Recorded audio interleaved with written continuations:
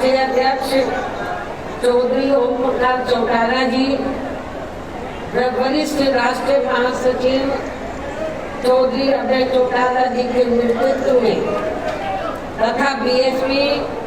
हरियाणा प्रदेश unit आदि के भी अथक प्रयासों से आज माननीय चौधरी देवीलाल जी के जन्मदिन के उपलक्ष्य में सम्मान दिवस के रूप में हो रही इस विशाल महारैली में इकट्ठा हुए भारतीय राष्ट्रीय लोकदल व बहुजन समाज पार्टी के बने इस गठबंधन के सभी छोटे बड़े पदाधिकारी, नेता एवं कार्यकर्तागण, आज आप लोग माननीय चौधरी देवीलाल जी के जन्मदिन को इसे सम्मान दिवस के रूप में मनाने के साथ साथ यहाँ हरियाणा प्रदेश में विधानसभा के लिए हो रहे आम चुनाव में अपने बने इस गठबंधन के उम्मीदवारों के भी समर्थन में हमें सुनने के लिए यहाँ भारी संख्या में इकट्ठा हुए हैं, तो इसके लिए मैं आप सभी लोगों का हार्दिक दिल से आभार प्रकट करती हूँ और जिनको अर्थात गठबंधन के उम्मीदवारों को कामयाब बनाने के लिए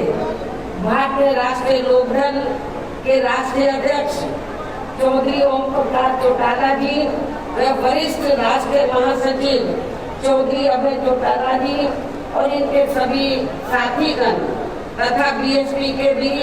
नेशनल कोऑर्डिनेटर श्री आकाश आनंद व यहाँ के संयोजक श्री रणधीर मैनीवाल और इनके भी सभी साथीगण पूरे जी जान से लगे और इस गठबंधन को इनेलो के राष्ट्रीय अध्यक्ष चौधरी श्री देवीलाल चौधरी श्री ओम प्रकाश चौटाला जी का भी पूरा समर्थन व आशीर्वाद प्राप्त है, जो हमारे बीच में यहाँ मौजूद भी हैं और हमने यहाँ आपके हरियाणा प्रदेश में अपने इस गठबंधन की अपने बने इस गठबंधन की सरकार बनाने के संबंध में कुछ जरूरी बातें आप लोगों के सामने रखूं, लेकिन इससे पहले मैं माननीय चौधरी देवीलाल जी के जन्म दिवस पर इनको शत शत नमन वे अपने हार्दिक श्रद्धा सुमन अर्पित करने के साथ ही इनकी देश व जन सेवा को भी पूरे तहे दिल से आदर सम्मान करती हूँ। हालांकि इनके बारे में वैसे आप लोगों को ये मालूम है कि ये देश के उप प्रधानमंत्री व हरियाणा प्रदेश के मुख्यमंत्री भी रहे हैं। साथ ही इन्होंने यहाँ के हरियाणा को अलग से राज्य बनाने में भी अपनी काफी सक्रिय व निर्णायक भूमिका निभाई है। किसानों के हित के लिए इन्होंने काफी संघर्ष व आंदोलन भी किया है, जिसमें वे जेल भी गए हैं। इसके पूर्व में देश की आजादी के लिए भी इनका सराहनीय योगदान रहा है, जबकि कांग्रेस के राज में लगी इमरजेंसी में इनको भी जेल में जाना पड़ा है। इसके साथ साथ ये सामाजिक क्षेत्र में व राजनीति में भी काफी सक्रिय रहे हैं। ये अपनी पार्टी भारतीय राष्ट्रीय लोकदल के संस्थापक व राष्ट्रीय अध्यक्ष भी रहे हैं। इस प्रकार से ये सीधे तौर पर देश व आम जनता से जुड़े रहे हैं। ऐसे महान व्यक्तित्व वे अपने समय में खासकर खुद के अपने समाज में तथा किसानों में भी अति लोकप्रिय रहे माननीय चौधरी देवीलाल जी का आज जन्म दिवस है, जिनकी जयंती को सम्मान दिवस के रूप में मनाने व इनके इस कार्यक्रम में मेरे मुख्य अतिथि के रूप में शामिल होने के साथ साथ अपने गठबंधन के सभी छोटे बड़े सम्मानित नेता एवं कार्यकर्तागण आदि भी यहाँ भारी संख्या में पहुँचे हैं। तो उसके लिए मैं खासकर चौधरी ओम प्रकाश चौटाला जी व चौधरी अभय चौटाला जी को तथा इनके परिवार के सभी सदस्यों को व इनके सभी अनुयायियों व समर्थकों आदि को भी इस शुभ अवसर पर हार्दिक बधाई एवं शुभकामनाएं देती हूँ। जो ये लोग उनके बताए हुए रास्तों पर चलकर उनके कारवां को आगे बढ़ाने में पूरे जी जान से लगे हैं। और वैसे भी इस समय यहाँ विधानसभा के लिए हो रहे आम चुनाव में यदि बीएसपी व इनेलो का बना ये गठबंधन अपनी सरकार बना लेता है तो फिर यही इनके लिए इस बार इनको सच्ची श्रद्धा भी होगी। इस उम्मीद के साथ ही यहाँ हो रहे विधानसभा चुनाव में अब मेरा ये कहना है कि अपने देश को आजाद हुए व भारतीय संविधान को भी लागू हुए यहाँ वर्षों बीत चुके हैं और इस लंबी अवधि में केंद्र में आपके हरियाणा प्रदेश में भी विभिन्न विरोधी पार्टियों की सरकारें रही हैं। लेकिन दुख की बात यह है कि इस दौरान आपके यहाँ हरियाणा प्रदेश में भी अधिकांश विरोधी पार्टियों की रही सरकारों में सर्व समाज में से दलितों, आदिवासियों, पिछड़े वर्गों, मुस्लिम व अन्य धार्मिक अल्पसंख्यकों के साथ साथ गरीबों, मजदूरों, किसानों, व्यापारियों एवं अन्य मेहनतकश लोगों का भी पूर्ण रूप से विकास व उत्थान आदि नहीं हो सका है। जिनकी सरकारों की गलत नीतियों एवं गलत कार्य प्रणाली आदि को अभी ने और ज्यादा आजमाने की जरूरत नहीं है। और इस मामले में विशेषकर दलितों, आदिवासियों व अन्य पिछड़े वर्गों के लोगों को मैं ये बताना जरूरी समझती हूँ कि इन वर्गों को परम पूज्य बाबा साहब डॉक्टर भीमराव अम्बेडकर के कड़े संघर्ष एवं अथक प्रयासों से भारतीय संविधान के तहत मिले कानूनी अधिकारों में से खासकर सरकारी नौकरियों में जो आरक्षण की सुविधा मिली है तो उसे भी यहाँ शुरू से ही कांग्रेस पार्टी और अब बाद में बीजेपी व इनके गठबंधन दल तथा अन्य पार्टियों की भी रही सरकारों की जातिवादी सोच व मानसिकता के चलते इन्हें अभी तक भी आरक्षण का पूरा लाभ नहीं मिल पा रहा है। इन वर्गों के लोगों को अभी तक भी इन्हें आरक्षण का पूरा लाभ नहीं मिल पा रहा है और अब तो इनके इस आरक्षण को ये पार्टियां मान्य कोर्ट की आड़ में इसे प्रभावी बनाने में व खत्म करने की भी पूरी कोशिश में लगी हुई है। और इसका खास उदाहरण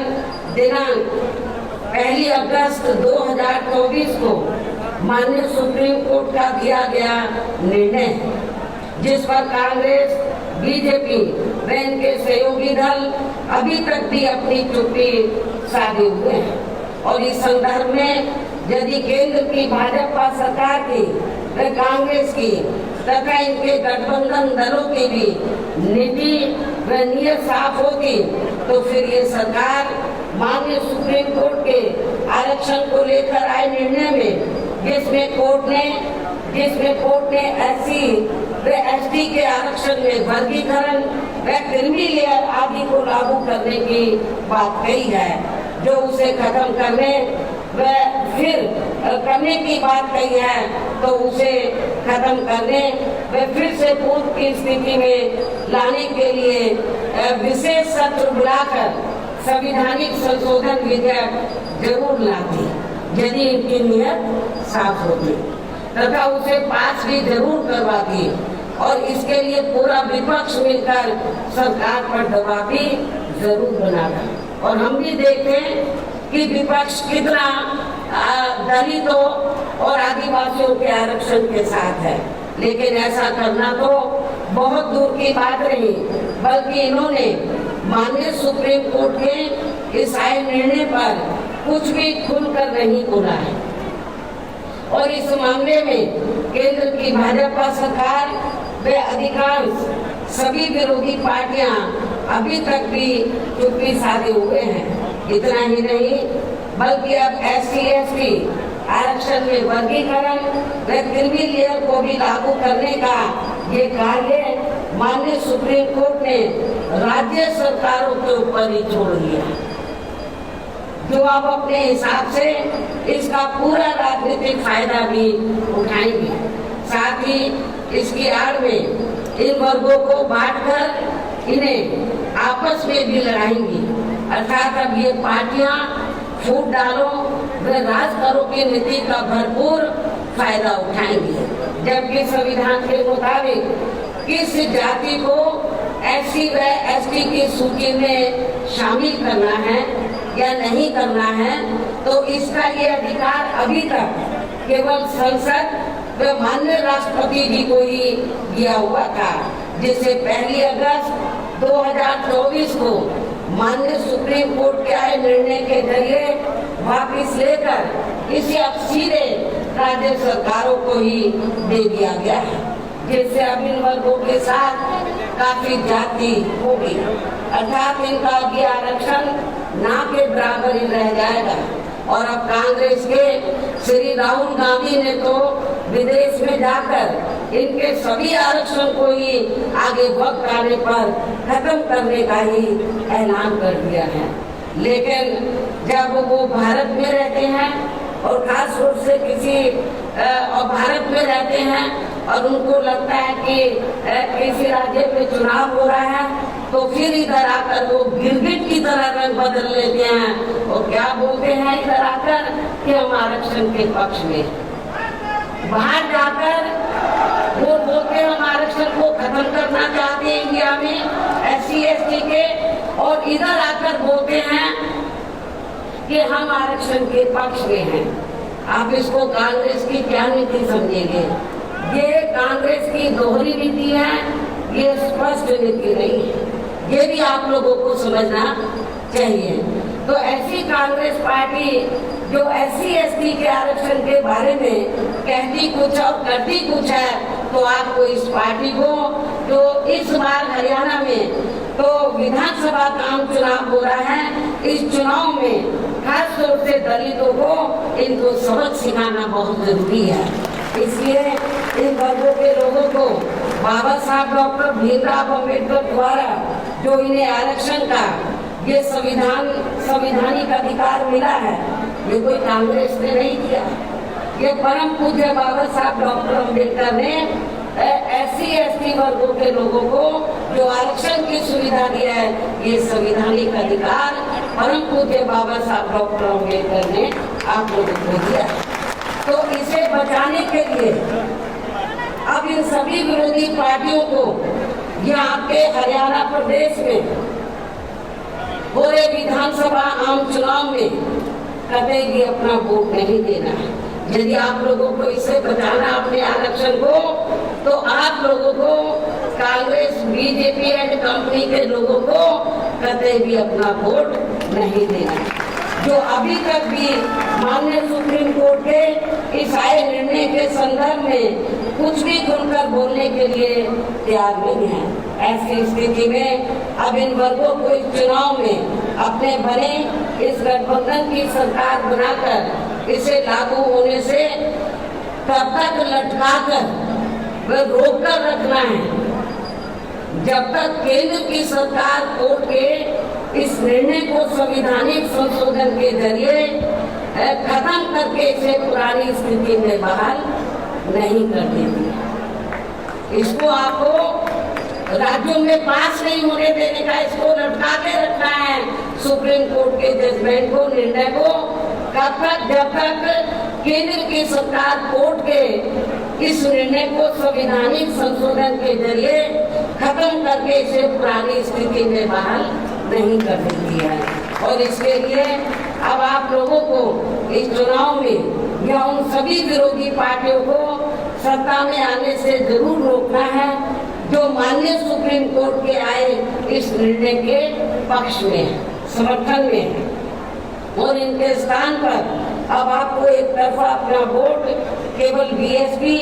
व इनेलो के बने अपने इस गठबंधन को ही देना, ताकि सत्ता में आकर या आपके स्टेट में,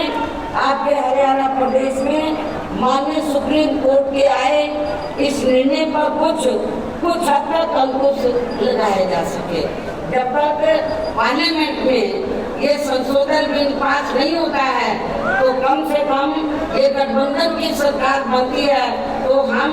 उसको लागू नहीं होने देंगे, इसको लटका कर रखेंगे। तो ये इसके लिए आप लोगों को अपने गठबंधन की सरकार बनाना बहुत जरूरी है। इतना ही नहीं बल्कि यहाँ विरोधी पार्टियों की ज्यादातर रही जातिवादी मानसिकता के चलते देश में आजादी के बाद शुरू में केंद्र एवं अधिकांश राज्यों में भी काफी लंबे समय तक सत्ता में आसीन रही कांग्रेस पार्टी ने व इनके सहयोगी दलों ने भी और अब पिछले कुछ वर्षों से केंद्र एवं काफी राज्यों में भी बीजेपी व अन्य जातिवादी पार्टियों की भी रही सरकारों ने इनका आरक्षण का कोटा अभी तक भी पूरा नहीं किया है, पूरा नहीं भरा है। आपके हरियाणा प्रदेश में भी काफी सीटें खाली पड़ी, जबकि यूपी में जब मेरे नेतृत्व में 4 बार सरकार बनी, मैंने विशेष अभियान चलाकर जो सरकारी नौकरियों में रिजर्वेशन कोटा अधूरा पड़ा था या पूरा नहीं था, उसको मैंने विशेष अभियान चलाकर इसको पूरा कराया। इसे फिर अपने अधिकांश और ये क्यों नहीं भरते हैं कांग्रेस बीजेपी जो अन्य पार्टियां का आरक्षण का कोटा ये पूरा क्यों नहीं करती हैं? क्योंकि उनको मालूम है कि लोग भूल भाल जाएंगे और इसे फिर अंत में अधिकांश किसी न किसी रूप में फिर ये पार्टियां इनकी नौकरियों को सामान्य वर्गों को ही दे देती है। पदोन्नति में आरक्षण को तो इन्होंने माननीय कोर्ट की आड़ में काफी हद तक खत्म ही कर दिया है और इस मामले में लगभग यही खराब स्थिति हमें यहाँ के हरियाणा प्रदेश में भी देखने के लिए मिल रही है। इसके साथ ही अब इन वर्गों के लोगों को प्राइवेट सेक्टर में आरक्षण दिए जाने की व्यवस्था किए बिना ही केंद्र व राज्यों में भी ज्यादातर सरकारी कार्य यहाँ प्राइवेट सेक्टर के जरिए ही देश के अधिकांश बड़े बड़े पूंजीपतियों व धनराशियों को ही दिए जा रहे हैं, जिसके कारण आपके यहाँ हरियाणा प्रदेश सहित पूरे देश में अब इन वर्गों के लोगों को आरक्षण का बहुत कम ही लाभ मिल पा रहा है और अभी से पूरे देश में दलितों व आदिवासियों के साथ साथ अन्य पिछड़े वर्गों को भी काफी ज्यादा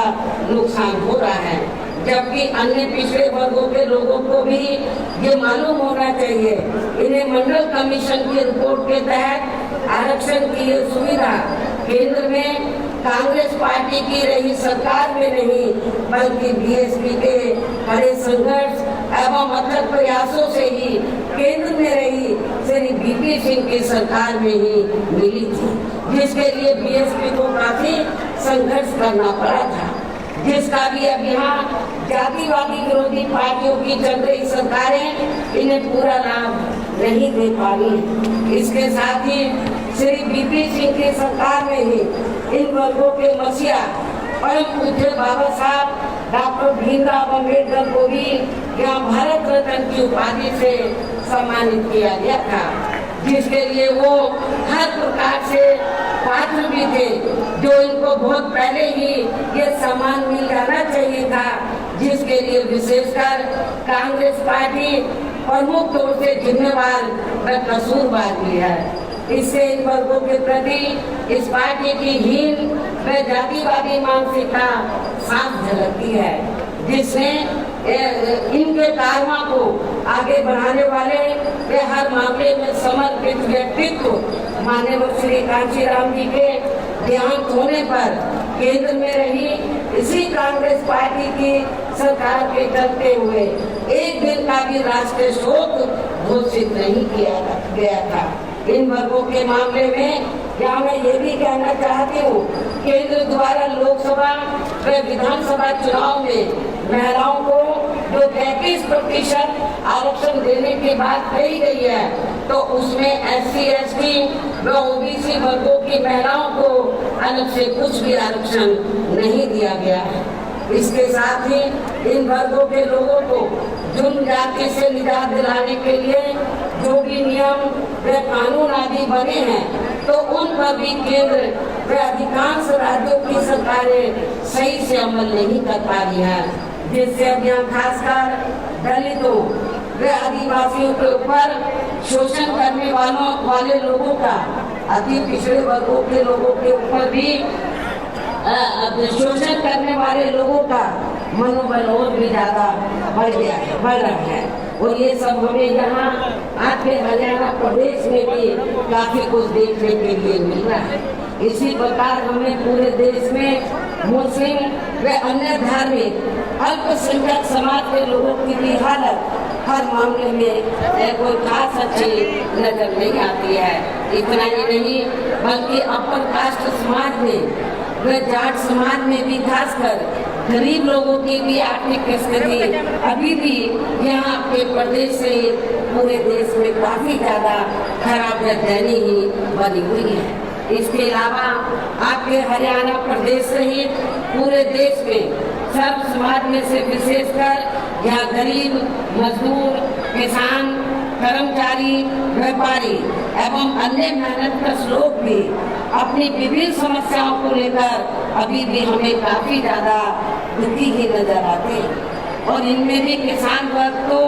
केंद्र की वर्तमान भाजपा सरकार द्वारा बनाई गई इनकी गलत नीतियों के